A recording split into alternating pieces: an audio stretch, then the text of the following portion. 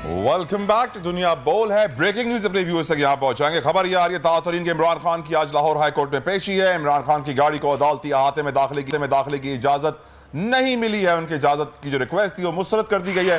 पेशी से मुतालिक लीगल टीम इमरान खान से दोबारा मुशावरत करेगी। बिल्कुल, और हमारे नुमाइंदे अब्दुल रहमान भी इस वक्त हमें ज्वाइन कर चुके हैं। उनसे बात करते हैं कि आखिर वजह क्या बताई गई है, इजाजत क्यों नहीं दी गई। अब्दुल रहमान जी बिल्कुल, इमरान खान की आज लाहौर हाई कोर्ट में पेशी के हवाले से जो दरख्वास्त उनकी गाड़ी को लाहौर हाई कोर्ट के अंदर लाने के हवाले से रजिस्ट्रार के पास जो है वो जमा कराई गई थी, वो मुस्तरद कर दी गई है।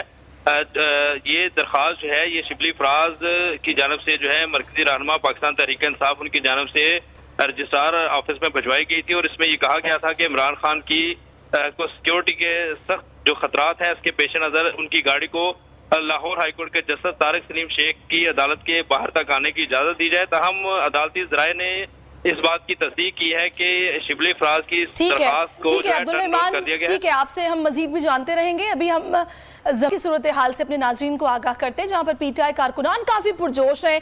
कारकुनान और पुलिस